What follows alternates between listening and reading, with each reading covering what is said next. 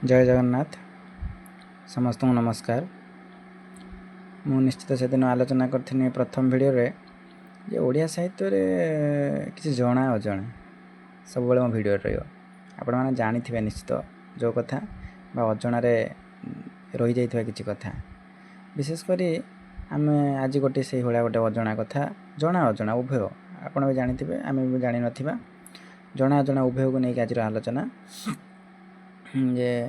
आपण सबुज जुग संपर्क जानी थे। सबुज जुगर कवि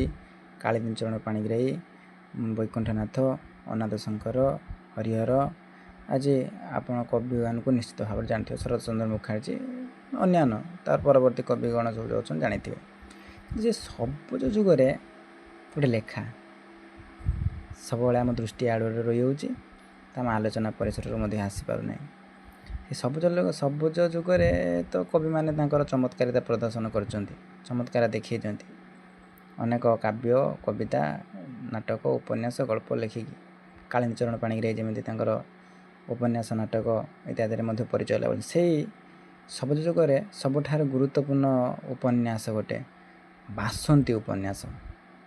जहाँ गोटे सबुज जुगर गोटे माइल स्तंभ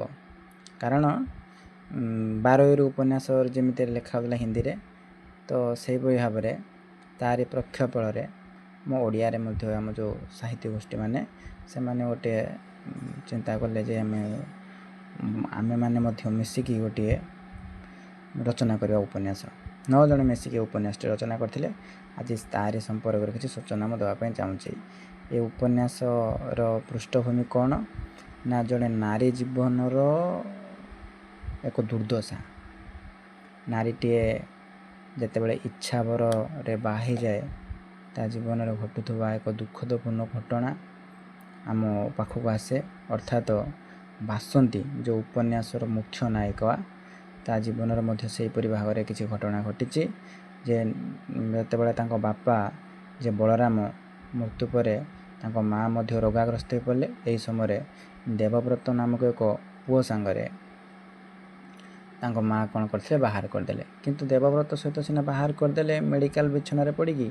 देवव्रतर माँ जेहेतु ग्रहण करा ना जहाँफल से अनेक जंत्रण सम्मुखीन हेले किए बासंती एवं देवव्रत जितेबाला प्रथम नारी के स्वाधीनता देवाई चाहते देखिले नारी के स्वाधीनता देवा द्वारा से निश्चित भाव में आगू जाऊँगी जहाँफल देहरे से कथा गलानी परवर्ती निज जीवन साथी की सी विभिन्न खातार अवहेलित किंतु निम्नगामी जल को किए अटकई पारे जिते नारी शिक्षा आसी नारी स्वाधीनता कथा उठी निश्चित सहित आगू जीवे आगू यही एक रोमांचकर विषय वस्तु आम देखते पाए से जो मोर बासंती उपन्यास किंतु सबुठारु बासंती उपन्यासर एक कथा जैको आमर 9 जन लेखक लिखिंट एवं तार सब विभिन्न 30 गोटी परिच्छेद अच्छी आगे उत्कल साहित्य पत्रिकार प्रकाश पाला ये संबंध किसी तथ्य उपस्थापन करिया निश्चित भाव में देखु जे आमर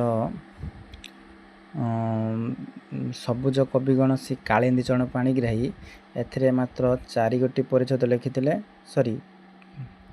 हाँ 5टी परिच्छेद लिखिते प्रथम द्वितीय 28 आ 29 30 आउ शरत चंद्र मुखर्जी लिखिते 3 4 23 64 आउ श्री हरिहर महापात्र लिखिते 5 और 6 आ श्री अनाथ शंकर राय लिखिते 7 15 16 23 3 सॉरी 7 15 16 3टी परिच्छेद लिखिते श्रीमती सरला देवी लिखिते 8 9 17 18 19 20 21 22 27 अर्थात 9टी परिच्छेद श्रीमती सुप्रभा देवी 10 और 11 ये 2टी परिच्छेद लिखिते श्री मुरलीधर महांती 12 और 14 मात्र 2टी परिच्छेद लिखिते श्रीमती प्रतिभा देवी गोटे मात्र परिच्छेद लिखिते से परिच्छेद नाम हूँ 13 वैष्णव चरण दास 24 और 25 लिखिते एमती भाव में 30टी परिच्छेद अच्छी यह निश्चित भाव में आमर आलोच्यर कथा हो पाए तापर हूँ बासंती उपन्यास उत्कल साहित्य पत्रिकार 1926-27 साल प्रथम प्रकाश पाई शरत चंद्र मुखर्जी संपादन प्रथम यह संरक्षण होता बासंती उपन्यासर चरित्र होती बलराम ଆଉ ହେଉଛି ଦେବବ୍ରତ ଆଉ ହେଉଛି ବାସନ୍ତୀ ଏ ତିନିଟା ହେଲେ। ଦେବବ୍ରତ ହେଲା ହେଉଛି ପୁରୁଷ ଚରିତ୍ର, ବାସନ୍ତୀ ହେଲା ହେଉଛି ଝିଅ, ବଳରାମ ହେଲା ହେଉଛି ଆମର ପୁଅ ଚରିତ୍ର। ବାସନ୍ତୀ ଉପନ୍ୟାସର 30ଟି ପରିଚ୍ଛେଦ ଅଛି।